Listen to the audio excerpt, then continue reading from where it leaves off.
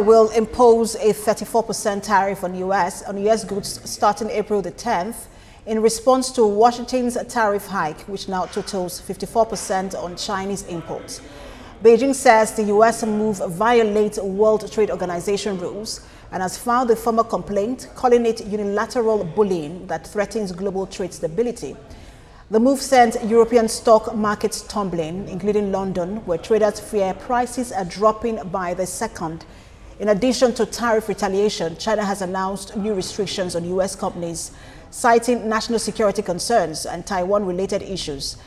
These restrictions include export control on 16 US entities, banning them from receiving dual-use goods, 11 foreign entities blacklisted or alleged military and technical cooperation with Taiwan, and suspended import rights of 6 US companies, citing food safety violations. Well, let's explore this further as we bring in Global Affairs analyst Benga Onifade, who joins us from the UK. Good to have you join us. Good afternoon. Good afternoon. We see now an escalating trade war at a time where the world is becoming more integrated and there are less tariffs. What is the implication of this? This is, should I call it the art of the deal, which is actually a book written by, on behalf of Donald Trump, really. You know, like people would call this is Trump 2.0. If you look at Trump 1.0, which was the first term that Trump governed, this is the exact plan he played. But on the other hand, it was actually on a lower scale. And it was a full-blown with, you know, back-to-back with China. I think that was mainly on intellectual property, really. You know, you've got Google, the big tech giants in America who have their offices in China, but at the same time, China copying their rights. And now he wants something from the world. You could tell, I mean, he's been screaming about NATO, trying to get more. In terms of, you know, in terms of GDP, I think a lot more from the GDP. He wants a bit more from China. I think recently he talked about the Panama Canal. So this is all about negotiation tactics. I think everyone knows that. And yes, the world is panicking. There's, you know, outright trade war, which people are thinking it might get there. And can it get there? Of course it can get there.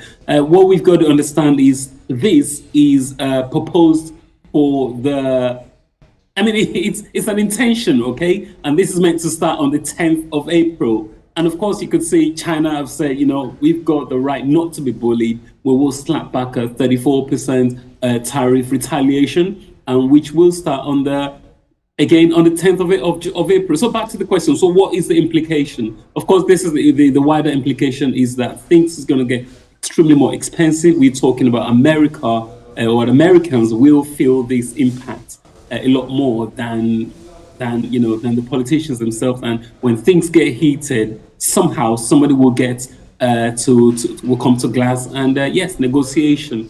Somebody will come to the table. I don't see this going on, but I think Donald Trump wants something. It doesn't look like these companies are being bullied at all. When it did it with Mexico, we saw how Mexico made that call, and then they were, you know, they had negotiations. But for these other countries like China, Canada, and the UK, they seem to be, you know, retaliating as well. What does this mean for American businesses with supply chains rooted in China? It's a 50-50 play. If you look at it with America, America is a net importer. China is a net exporter.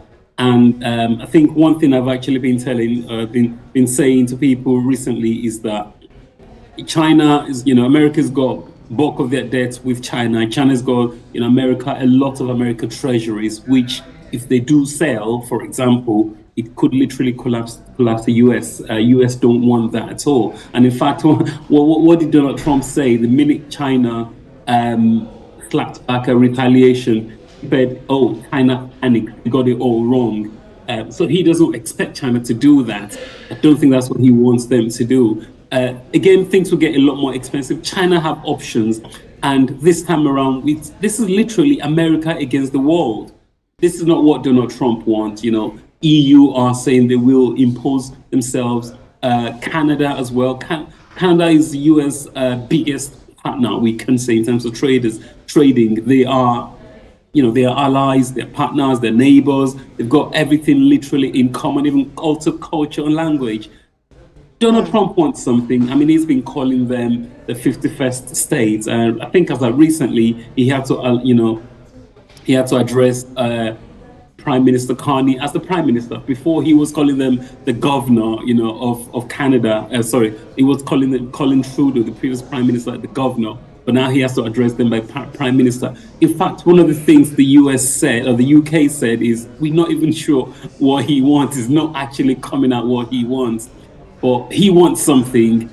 What he wants, I think, from the NATO, they expect him. Of course, he wants to clamp down on immigration. Likewise, with Canada, he did say, bulk of the fentanyl, which is the drug, is coming through Canada and immigration, and he wants them to put a stamp on this. And I think Canada started doing a lot more. America's got the clout. Nobody wants a war with America in terms of trade war or otherwise.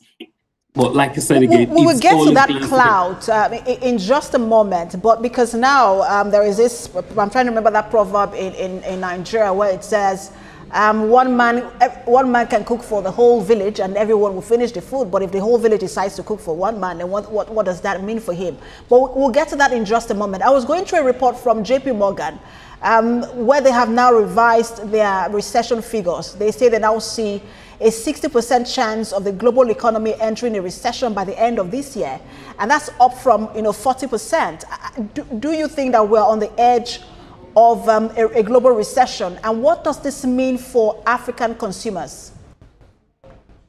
Okay, are we on the edge of a global recession? Absolutely, yes, we are tethering on the global recession. We are fairly close.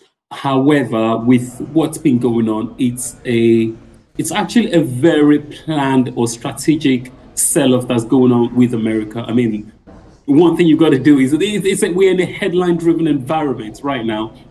Everyone has got to, you've got to pay attention to Donald Trump and his extremely next move. He said this morning, just relax, people, you will make a lot of money. I know what I am doing, even though people think he doesn't know what he's doing. But yes, you're right. The JP Morgan has revised the impact of recession from a 20% to a 60%. Yes, we are there. We've got the Fed chairman who's going to be addressing the markets today. And of course, they will be forced, especially probably to just ease and print money, if anything at all, drop the rate. They don't want a recession. He doesn't want a recession on his name. And absolutely, you're right. So speaking of the way the wider world is affected or could be affected, there are alternatives for the world. But I think if we're going to look at the whole thing, I don't think it's blown out of proportion at all, because a lot of money is at stake at the moment, and the whole market or the world is collapsing and reacting to this. I think we need to talk about the key 6-7 trading partners of America, which is the EU, Canada, Mexico, and these are the key guys to address, Japan as well. And as long as these guys can come to negotiation with Donald Trump, something will happen. I mean, one thing he said in his book, based on his quote, was that, always, the art of the deal. He said, always declare victory, never admit defeats. And that's Donald Trump. I think he's got an ego. He will not admit defeat, but at some point he's not the only one with an ego. Xi Jinping, who is the president of China, also has an ego. And so again, as much as there is an ego play here, there is also a power play. Everyone wants to position their country as being, has also having that clout you talked about. But I was talking about Africa because we are not so much of a manufacturing continent. We do more of import than we do export. And so if this lingers, what does this mean for the continent?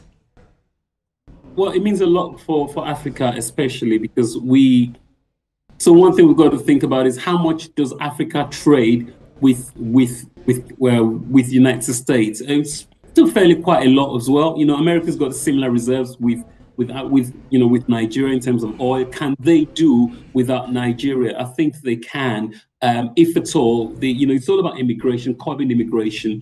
And I think recently, as a few days ago, for example, the UK, they had about 43 leaders of different countries of the world trying to discuss immigration and how this could be tackled. This is part of the thing that might be going on the ground with Africa. I think with Lesotho, for example, where they get a lot of, embroideries and jeans coming from them, they've got a 50% tariff slapped on them. South Africa with 31%. I think Nigeria's just got about 14. So we can. It's quite easy for Africa to come to the table because, unfortunately, right now Africa hasn't actually got a lot to bring to the table. So it's quite easy for us to get to negotiate and get these things down for us as Africans generally, or for the market. While the other big players, they've got a lot more to play than ourselves. So I think Africa at this, on our end, unfortunately, we are at the receiving end of things. Not much to plead, but we will, if they will give us the demands, and I think with Africa, things have to be done quicker than we expect, really. But again, it goes back to the real powers at play, the Japan, the EU, Mexico, Canada. If they can get these things done, they can give him what he might not eventually get everything he wants. And likewise, like you said, with Xi Jinping, China do have options, but at the same time, America's got a big market. They've got a big money to buy. People want to sell to America. And of course, you want to sell at premium. You will get them to sell. So at some point, they will meet in the middle. We've still got the 10th of April to deal with. Something will happen before then, I believe so.